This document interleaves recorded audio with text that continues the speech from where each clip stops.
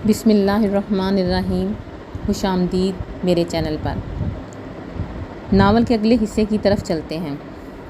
اس نے مایوسی سے موبائل آف کر کے بیڈ دراز میں ڈال دیا۔ وہ پچھلے 3 دن سے ارسل سے رابطہ کرنے کی کوشش کر رہی تھی، مگر اس کا سیل فون مسلسل آف جا رہا تھا۔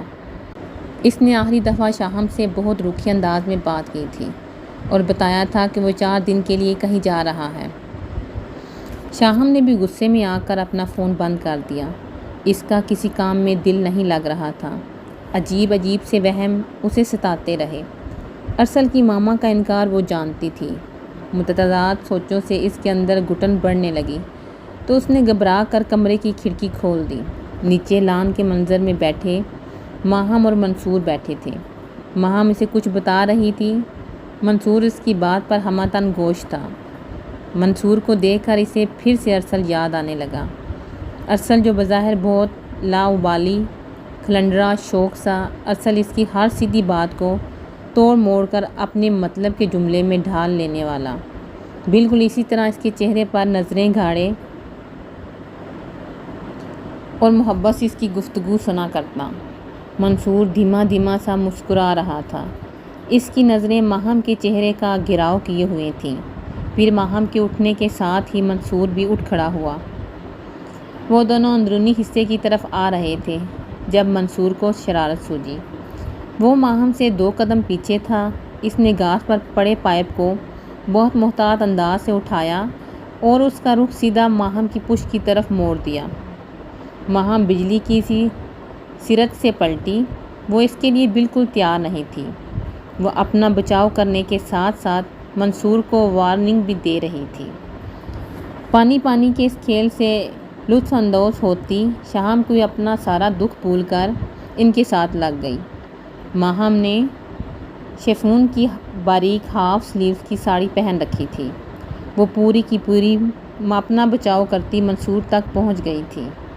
اس نے تھوڑی سی کوشش سے منصور سے پانی کا پائپ جپٹ لیا۔ اب پانی کی موٹی دھار منصور کی طرف مڑ چکی تھی، مگر جلدی ہی ماہم نے اس پر قابو پا لیا۔ یہ منصور بھائی کبھی کبھی ارسل کی طرح شرارتیں کرنے لگتے ہیں، بالکل بچوں جیسی۔ وہ پھر بے خیالی میں ارسل کو سوچنے لگی۔ 5ویں دن شام کے وقت ماہم لان میں بیٹھی تھی۔ ملازم نے ارسل کے آنے کی اطلاع دی۔ ماہم نے اسے وہیں اپنے پاس بلا لیا۔ السلام علیکم ماہم آپی، وہ مؤدب سا بولا۔ وعلیکم السلام، آؤ ارسل بیٹھو۔ ماہم نے سامنے صوفے کی طرف اشارہ کیا۔ وہ شاہم ہے گھر پر؟ وہ ذرا سا نروس ہوا۔ ہاں گھر پر ہی ہے۔ اس نے کہاں جانا ہے؟ جب سے تم اسلام آباد گئے ہو وہ اپنے کمرے میں بند پڑی رہتی ہے۔ ارسل کے اسلام آباد جانے کا جھوٹ شاہم نے ماہم کو سنایا تھا۔ ارسل شاہم کے جھوٹ کی گہرائی جان کر دل ہی دل میں شرمندہ ہوا۔ چائے پیو گے یا کافی؟ ماہم نے گود میں درا اخبار سائڈ ٹیبل پر دھر کر اس سے پوچھا۔ نہیں تھینک یو، ابھی آفس سے چائے پی کر آ رہا ہوں۔ آپ سے ایک بات پر رائے لینی تھی، بلکہ ریکویسٹ ہے، اس نے بہت عاجزی سے کہا۔ ہاں کہو، ملازمہ کو پکارتی ماہم رک گئی۔ میں شاہم کو اپنے ساتھ لے جانا چاہتا ہوں، ڈنر کا پروگرام ہے۔ ایکچولی وہ ناراض ہے۔ اس نے زمانے بھر کی مسکینیت اپنے چہرے پر طاری کر لی۔ ٹھیک ہے مگر ذرا جلدی چھوڑ جانا، ورنہ منصور ناراض ہوں گے۔ اس نے ماجدہ کو شاہم کو بلانے کے لیے کہا تھا۔ ماہم سر چھاڑ منہ پھاڑ نیچے آ گئی۔ جہاں شاہم کو اتنے دن بعد ارسل کو دیکھ کر خوشی اور حیرانی ہوئی تھی، وہاں اس کی حالت دیکھ کر بے اختیار کھڑا ہو گیا۔ شاہم، ارسل تمہیں لینے آیا ہے، جاؤ جلدی سے اپنا حلیہ درست کرو۔ جی، وہ ماہم کے حکم کی تعمیل کے لیے تیزی سے پلٹی۔ ماہم یہاں موجود نہ ہوتی تو وہ اسے خوب کھری سنا کر ساتھ جانے سے انکار کر دیتی۔ پھر سارے راستے گاڑی میں ارسل چپ رہا۔ شاہم کی بھی کچھ کہنے کی ہمت نہ ہوئی۔ تقریباً آدھے گھنٹے کی ڈرائیو کے بعد وہ ایک بلڈنگ کے نیچے اپنی گاڑی پارک کرنے لگا۔ ایک اپارٹمنٹ کے باہر اسے رکنے کا کہہ کر وہ خود اندر چلا گیا۔ اپارٹمنٹ اندھیرے میں ڈوبا ہوا تھا۔ لائٹ روشن کرنے کے لیے اسے لینے باہر آ گیا۔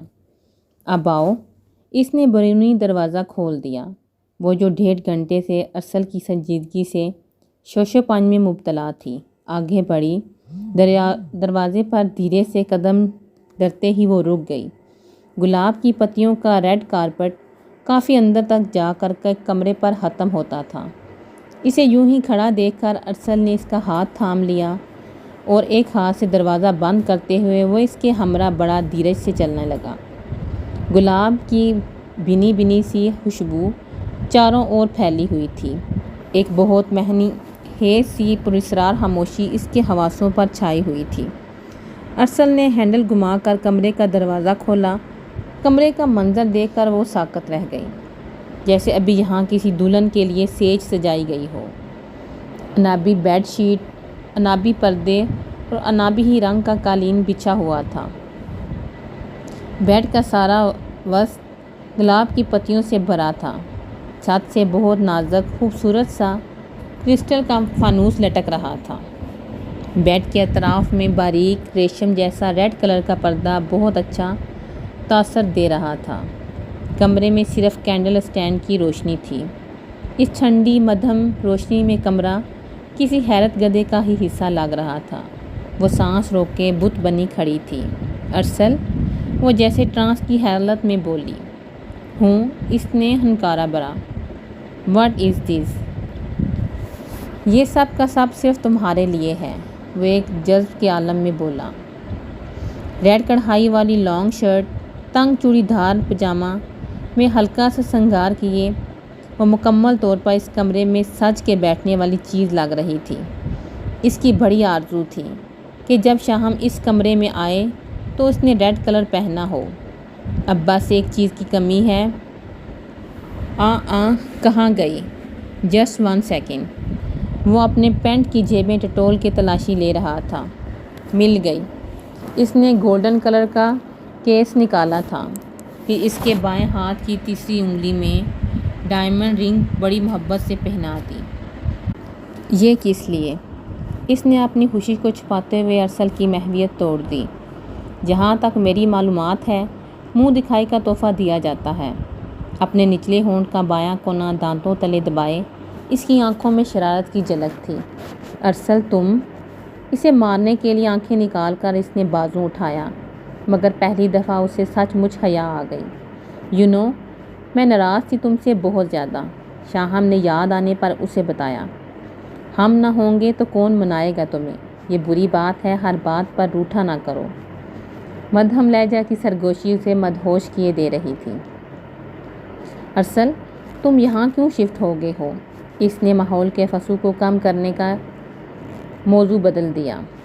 یہاں شفٹ نہیں ہوئی فی الحال، باقی تفصیل فارغ وقت میں سناؤں گا۔ ابھی ہم ڈنر کے لیے جا رہے ہیں۔ میں نے ماہم آپی سے وعدہ کیا تھا کہ تمہیں جلدی چھوڑ جاؤں گا۔ اس نے ابھی کچھ بتانا مناسب نہ سمجھا تھا۔ وہ آج منصور کے بے حد اصرار پر شاپنگ کے لیے نکلی تھی۔ اسی خریداری کے لیے دکان سے دکان تک پھرنا، بھاؤ تاؤ گھنٹوں تک کپڑوں کی چھان بٹک سے سخت نفرت تھی۔ اس کی ہر طرح کی شاپنگ منصور ہی کرتا تھا۔ کبھی کبھار منصور اس کا ہر اعتراض اور بیزاری بلائے طاق رکھ کر اسے اپنے ساتھ گھسیٹ لاتا۔ یہ الگ بات تھی، تب بھی ہر چیز منصور کی مرضی کی ہوتی۔ الٹرا ساؤنڈ رپورٹ کے مطابق اس بار بیٹی کی پیدائش متوقع تھی۔ منصور بہت خوش تھا، بار بار ماہن سے کہتا، بیٹی کے آ جانے سے ہماری فیملی کتنی کمپلیٹ اور خوبصورت لگے گی۔ بیٹی تو خدا کی رحمت ہوتی ہے۔ وہ بہت چاؤ سے بیٹی کے لیے پہلی خریداری کرنے آیا تھا۔ ہر طرح کی بیبی شاپس اس نے گھنگال ڈالی تھیں۔ شاپنگ مکمل کر کے اس نے ڈرائیور کو سامان گاڑی میں دھرنے کے لیے بھیج دیا تھا۔ اس نے ماہم کے لیے صرف 3 سوٹ خریدے تھے۔ اب اس کا خیال تھا کہ وہ اسے جولرز کے پاس لے جائے۔ اوپر سے سیڑھیاں اترتے ہوئے منصور نے اسے احتیاط سے پاؤں رکھنے کی ہدایت کر رہا تھا،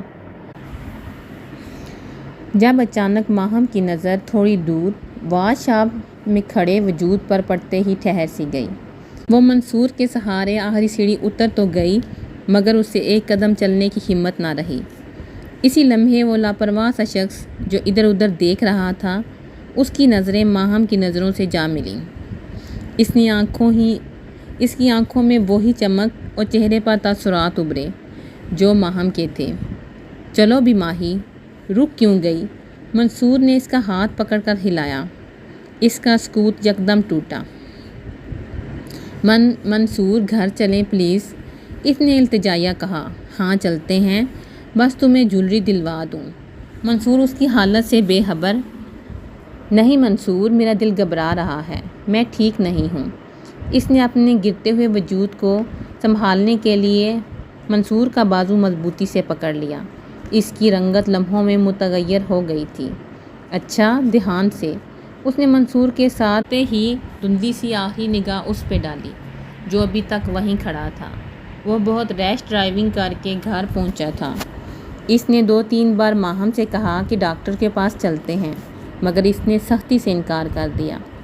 ماہم کی زردی مائل رنگت، پھر ڈاکٹر کے پاس نہ جانے کی ضد۔ منصور کو غصہ تو بہت آیا مگر وہ مجبور تھا۔ بیڈ پر بٹھا کر اس نے جگ سے پانی کا گلاس بھر کر اس کے منہ سے لگا دیا۔ چند گھونٹ بھر کر اس نے ہاتھ سے گلاس کو پرے کر دیا۔ پلیز منصور، میں ریسٹ کرنا چاہتی ہوں۔ وہ اتنا دھیما بولی تھی کہ اسے سننے کے لیے اس کی طرف جھکنا پڑا۔ پھر اس نے پیچھے تکیے درست کرتے اس نے احتیاط سے لٹا کر کمبل اس پہ اڑا دیا۔ Please Mansoor, just leave me alone. Please Mansoor, مجھے اکیلا چھوڑ دو۔ اس نے سرخ آنکھیں کھول کر منصور کو بیچ میں ٹوک دیا۔ فائن۔ اسے بے بسی سے تکتا وہ اس کے پاس سے اٹھ گیا۔ اس سے ماہم کا یوں اپنے پاس سے اٹھا دینا اچھا نہیں لگا تھا۔ وہ لاؤنج میں آ کر بیٹھ گیا۔ رات ہوگی مگر وہ اپنے کمرے میں نہیں گیا۔ مائدہ نے کھانا لگنے کی اطلاع دی۔ اس نے مائدہ کو ماہم کو بلانے بھیجا۔ مائدہ اکیلی ہی واپس لوٹ آئی۔ بی بی جی کہہ رہی ہیں مجھے بھوک نہیں۔ وہ دوبارہ انہیں کوئی نہ بلانے آئے۔ وہ منصور کے علاوہ بھلا کون ہو سکتا تھا؟ اکیلے کبھی اس نے بیٹھ کر کھایا نہیں تھا، وہ بھی اس طرح کی صورتحال میں جب اس کی محبوب بیوی کی حالت ناساز تھی۔ منصور کے دل میں ماہم کی طرف سے ایک بوجھ سا آن پڑا تھا۔ اس کا دل رکھنے کے لیے ٹیبل تک آ جاتی۔ رات کو وہ جان بوجھ کر دیر سے اوپر آیا۔ اسے شاید ماہم کے بلاوے کا انتظار تھا، مگر جب وہ کمرے میں آیا تو وہ سلیپنگ پلز لے کر گہری نیند سو رہی تھی۔ وہ کافی حیران ہوا کیونکہ ماہم کی نیند بہت اچھی تھی، وہ کبھی بھی پلز کا استعمال نہیں کرتی تھی۔ کہاں تھے تم؟ اس نے اپنے گرم ہوئے دماغ کو فی الحال ٹھنڈا رکھ کے پوچھا۔ تم سوئے نہیں ابھی تک؟ ریفریجریٹر سے بوتل نکالتے ہی وہ الٹا اس سے پوچھنے لگا۔ تھکتا نہیں ہے؟ روز رات کو ایک ہی سوال کرتے۔ بوتل کا ڈھکنا کھول کر اس نے منہ سے لگا لیا۔ تم بھی تو ہر روز ایک ہی جواب دیتے ہو۔ اسے ناگواری سے اسے دیکھا۔ تو نے میری نیندیں حرام کر دی ہیں، اس نے گھورتے ہوئے کہا۔ نہ تو میں کوئی 30 سال کا نوجوان ہوں اور نہ ہی تم کوئی الہڑ مٹیار۔ پھر نیند کیوں نہیں آتی؟ کس کے ساتھ تھا اب تک؟ وہ خود بھی جانتا تھا مگر اس کے منہ سے سننا چاہتا تھا۔ یہ سوال تھوڑی سی رد و بدل سے وہ اکثر ہی کرتا تھا۔ سلونی میرے ساتھ تھی۔ رات کے 3 بجے فریج سے کھانا ڈھونڈتے اس نے اس کا مطلوبہ جواب اسے دے دیا۔ سلونی کی ماں کا منہ بند کر کے نہیں گیا تھا۔ سارا شہر اس نے سر پر اٹھایا ہوا تھا۔ 700 فون مجھے کھڑکا چکی ہے۔ تیرے سیل فون کا سوئچ آف کیوں تھا؟ اس نے ساتھ ہی پوچھ لیا۔ وہ اسے ساتھ نہیں بھیج رہی تھی، میں وہاں رکنا نہیں چاہتا تھا۔ اس کی ڈیمانڈ سے زیادہ اس کے منہ میں ٹھونس کر گیا تھا۔ چکن کا سالن اس نے اپنے لیے نکال لیا۔ سلاد اور رائتہ ٹیبل تک منتقل کرتے ہوئے اس نے بتایا ٹائمنگ میں گڑبڑ کیوں کی۔ اس سلونی کو پہلے شاپنگ کروائی۔ اوون میں سالن گرم کرتے ہوئے بڑے تحمل سے اس کے سوالوں کے جواب دے رہا تھا، بالکل اپنی طبیعت کے برعکس۔ ابھی بھی وہ کچھ اور کہنے ہی والا تھا کہ فون کی بیل چیخنے لگی۔ غنی نے بڑی معنی خیز انداز سے اس کی طرف دیکھا۔ سلونی کی ماں کا ہی فون تھا۔ جب اس نے ریسیو نہیں کرنا تھا مگر وہ اب ازلی لاپرواہی سے بریانی کو فل سائز پلیٹ میں نکال رہا تھا۔ دوسری دفعہ فون کی 5ویں بیل پہ اس نے باہر آ کر بے نیازی سے فون ریسیو کیا۔ ہاں بول، کون ہے؟ وہ محسوس لب و لہجہ، ہاں سیلونی، اسے تو راستے میں پولیس نے اریسٹ کر لیا، بلکہ میں نے خود اسے پولیس کے حوالے کیا۔ ابھی تھوڑی دیر میں صبح ہونے والی ہے، تیری دکانداری تو ویسے بھی ٹھپ ہو چکی ہوگی، سویرے نہیں تو کل شام تک وہ خود ہی تیری عزت مآب بیٹی کو چھوڑ جائیں گی۔ تفصیل سنا کر مفید مشورہ بھی بتا دیا تھا۔ بکواس بند کر بڑھیا، لاکھ سے زیادہ کی تو شاپنگ کر لی اس نے، مجھے مزید بحث میں مت ڈالو، دوبارہ فون کیا تو میرا بھیجا الٹ جائے گا، پھر تیرے پاس آ کر تیری ہی زبان میں سمجھاؤں گا۔ ریسیور زور سے پٹک کر وہ غصے سے پلٹا۔ غنی نے واپس کچن میں جاتے اس من موجی بندے کو دیکھا، وہ اس کی رگ رگ سے واقف تھا، جلد ہی بات کی تہہ تک پہنچ گیا۔ ہاف پینٹ چوڑے اور مضبوط، کسرتی جسم پر ہاف سلیو لیس ٹی شرٹ چڑھائے، وہ بائیں کان میں وائٹ گولڈ کی بالی، شاور لے کر بالوں کو انگلی سے سلجھایا گیا تھا، جس سے پانی کے ننھے قطرے اس کی پیشانی پر گر رہے تھے۔ یہ کاشف حسین عرف کاشا چودھری تھا، دنیا بھر سے اکڑا ہوا من موجی، اپنے آپ میں مست و مگن رہنے والا۔ کاشا، اگر پولیس نے اسے روک ہی لیا تھا تو کیا اس کی اصلیت بتانا ضروری تھا؟ خود تو انہیں چال چھڑے دے کے بچ گیا اور اسے پھنسا دیا۔ یار، تو اسے اپنی کزن یا بہن بتا دیتا۔ غنی نے تعصب سے کہا۔ غنی، اس نے کچن کی شیلف کے قریب آ کر غصے سے غنی کو ایک دم گریبان سے دبوچ لیا۔ ایسی لڑکے جسے کوئی پیسے دے کر لے جا سکتا ہے، اسے اپنی ماں یا بہن بنا لوں؟ اس نے سرخ آنکھوں میں اراہٹ تھی۔ میرا گریبان چھوڑ کاشا۔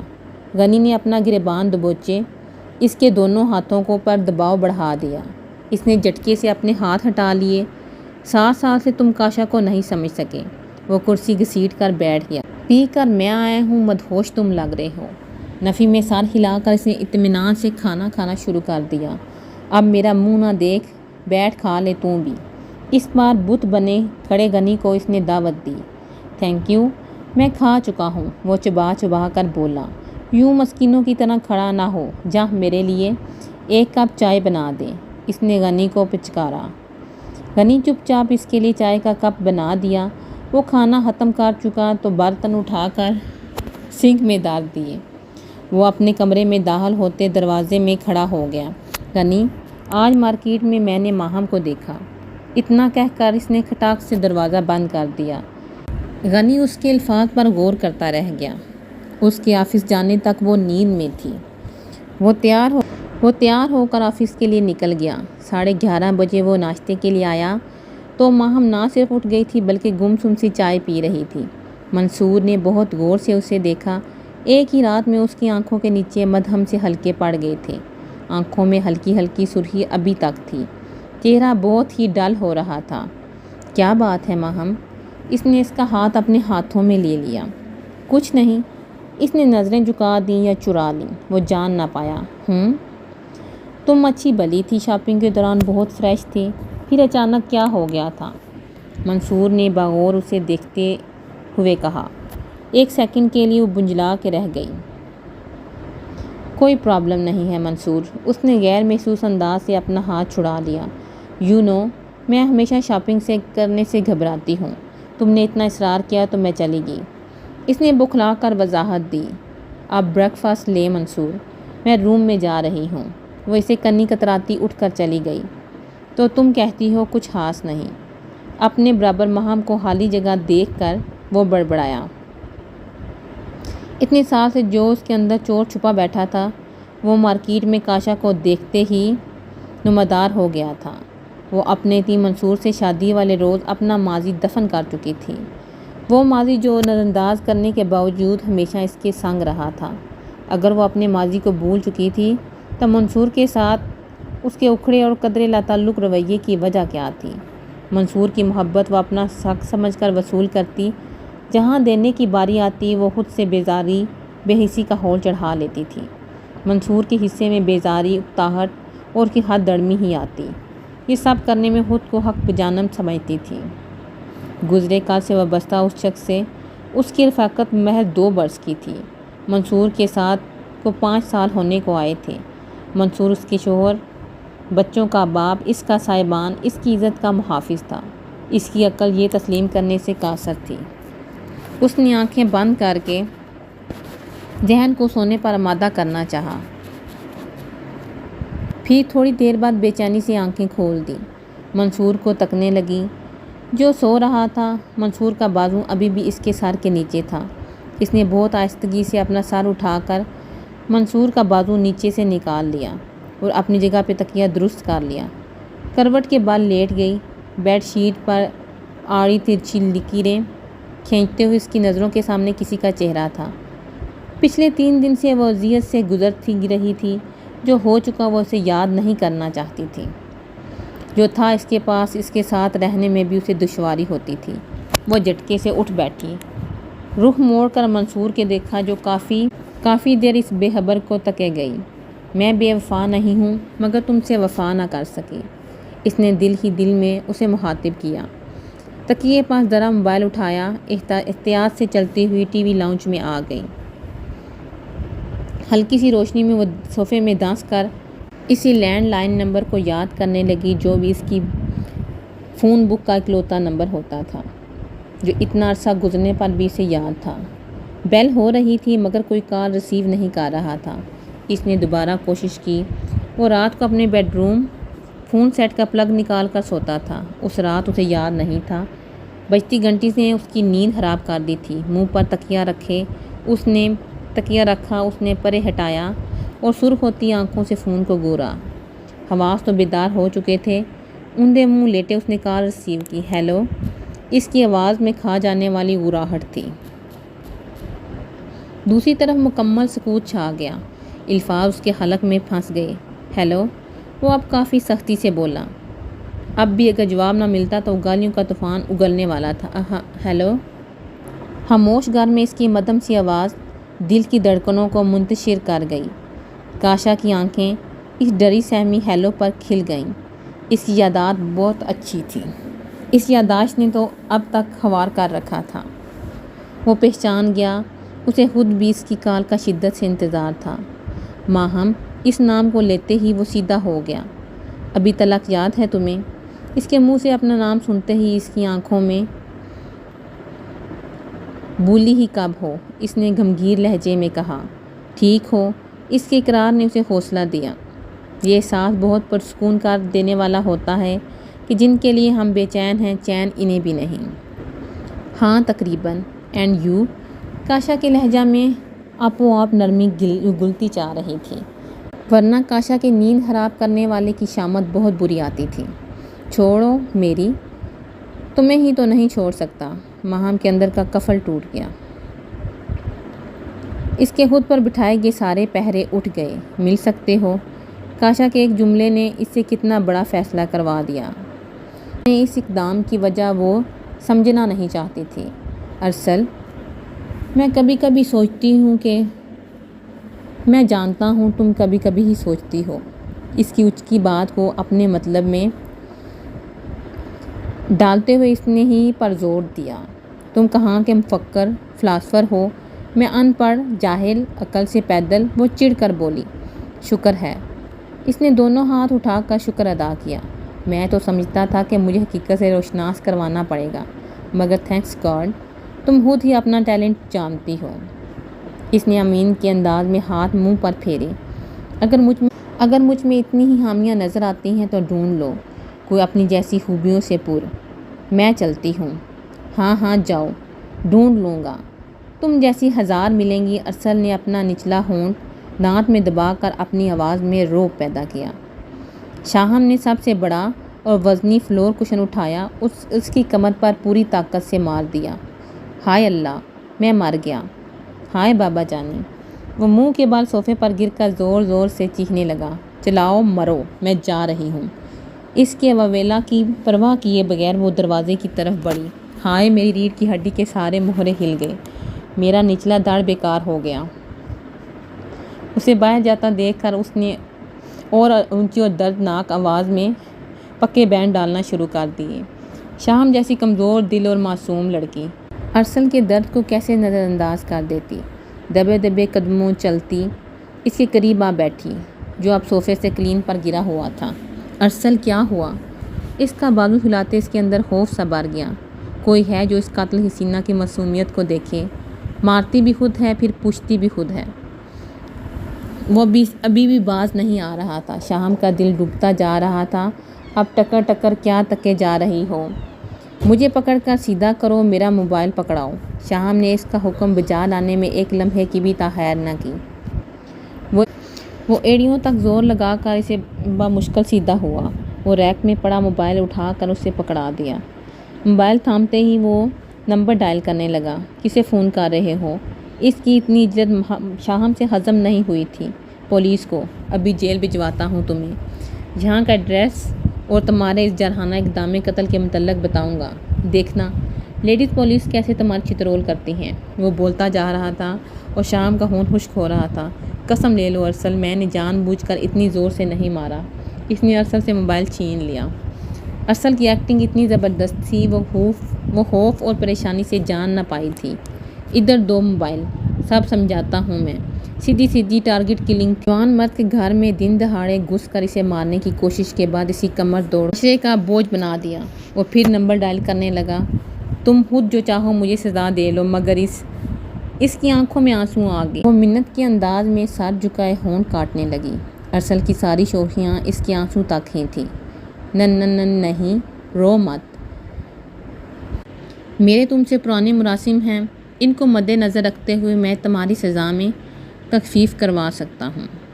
اس کے چہرے کو تھوڑی سے پکڑ کر اونچا کرتا وہ بولا۔ تخفیف کا لفظ اس کے بالکل پلے نہیں پڑا تھا۔ کیا کر سکتے ہو؟ تمہاری کم سے کم سزا یہ ہے کہ تمہیں میرے ساتھ چائے پینی ہوگی، اس نے احسان عظیم کرتے ہوئے جتلایا۔ میں ابھی بنا لاتی ہوں۔ وہ پھرتی سے اٹھنے لگی۔ نہیں، تم بیٹھو، تمہارے ہاتھ کی بنی چائے سے بہتر ہے کہ میں جا کر گٹر میں ڈبکیاں لگا لوں، اس نے دھیمی بڑبڑاہٹ سے کہا جو وہ سن نہ سکی۔ پھر چائے کون بنائے گا؟ ارسل کی حالت کے پیش نظر اس نے پوچھا۔ میں بناؤں گا، بذات بقلم خود۔ وہ بالکل ٹھیک ٹھاک کھڑا ہو گیا۔ ارسل، وہ اتنے زور سے چلائی کہ وہ کان دبا کر بھاگا تھا، مگر اس بار وہ کمرے کا لاک لگانا نہیں بھولا تھا۔ کاشا تو اس رات کیا بتا رہا تھا؟ آج سنڈے تھا، وہ دونوں باتوں کے موڈ میں تھے۔ کیا بتایا تھا؟ اسے بالکل یاد نہ تھا۔ ماہم کا ذکر کیا تھا تو نے۔ غنی کو وہ معصوم لڑکی آج بھی یاد تھی جو کاشا کے لیے بے تاب رہتی تھی۔ ہاں، ماہم ملی تھی، میرا مطلب تھا نظر آئی تھی اپنے شوہر کے ساتھ۔ کاشا نے ٹی وی کی آواز کم کرتے ہوئے اسے بتایا۔ تجھے کیسے پتا کہ اس کے ساتھ جو مرد تھا وہ شوہر تھا اس کا؟ کاشا کے ساتھ اتنا وقت گزارنے کے لیے بھی غنی اسے سمجھنے میں اکثر غلطی کر جاتا تھا، یا کاشا کی باتیں ہی ایسی تھیں کہ دونوں میں مطابقت نہیں پائی جاتی تھی۔ جہاں تک میں اسے جانتا تھا، آئی تھنک وہ تجھ سے اتنی محبت کرتی تھی کہ تیری خاطر ساری عمر کنواری رہ سکتی تھی۔ غنی نے سگریٹ کے تمباکو اور چرس کو برابر مسلتے ہوئے ماہم کے بارے میں اپنی رائے پیش کی۔ وہ نہ صرف شادی کر چکی ہے بلکہ ماں بھی بننے والی ہے۔ کاشا نے کہا۔ ٹیبل پر اپنی دونوں ٹانگیں رکھتے غنی کا منہ کھلا کا کھلا رہ گیا۔ ملا تھا تو اس سے؟ اس نے مشکوک نگاہوں سے گھورا۔ نہیں، اس کی چال سے اندازہ لگایا تھا۔ یہ بھی پہلی دفعہ ماں نہیں بن رہی تھی۔ نہیں، اس کی چال سے اندازہ لگایا ہے کہ وہ پہلی دفعہ ماں نہیں بن رہی۔ کاشا غنی کے ساتھ نہ کبھی اتنا سنجیدہ مذاق کرتا تھا، نہ ہی جھوٹ بولتا تھا۔ اس کے اندازے حتیٰ کہ قیاس آرائیاں بھی کبھی غلط ثابت نہیں ہوتی تھیں۔ غنی تمباکو مسلنا چھوڑ کر اسے سن رہا تھا۔ کاشا کا تجربہ بول رہا تھا، وہ بے یقین تھا۔ کاشا نے اس کی ہتھیلی پکڑ کر اپنی ہتھیلی پر سارا تمباکو اور چرس الٹ دی اور اسے انگوٹھے اور انگلی سے باریک مسلنے لگا۔ اچھی لڑکی تھی۔ غنی نے خالی سگریٹ سے ابھرنے کے لیے پکڑا دیے۔ تھی سے کیا مراد؟ ہو گئی بہت جلد۔ دونوں سگریٹ کو برابر جوڑ کر بڑے ماہرانہ انداز میں ٹھونک ٹھونک کر برابر برتے ہوئے اس نے معنی خیز لہجے میں کہا۔ ہو گئی مطلب؟ غنی نے بھویں اچکائیں۔ مطلب عنقریب تیری بھابھی اور میری پہلی بیوی۔ اس نے غنی کی محدود سوچ اور سماعت کے لیے دھماکہ کیا۔ یار کھل کے بولو نا۔ اس نے لائٹر جلا کر اس کی طرف بڑھایا۔ اس کا شوہر بہت موٹی اسامی ہے، کروڑوں کا مالک، یعنی 5 انگلیاں گھی میں ہے۔ بلکہ یہ میری گڈ لک ہے کہ اس نے بذات خود مجھے کال کی، بلکہ ملاقات کا بھی کہا۔ جب سونے کی چڑیا خود پنجرے میں آ رہی ہے تو مجھے کیا ضرورت نہیں کہ اسے دانہ نہ ڈالوں۔ وہ بہت بے حس لگ رہا تھا۔ صوفے کی پشت ٹیک لگا کر آنکھیں موندے کش پہ کش لگا رہا تھا وہ۔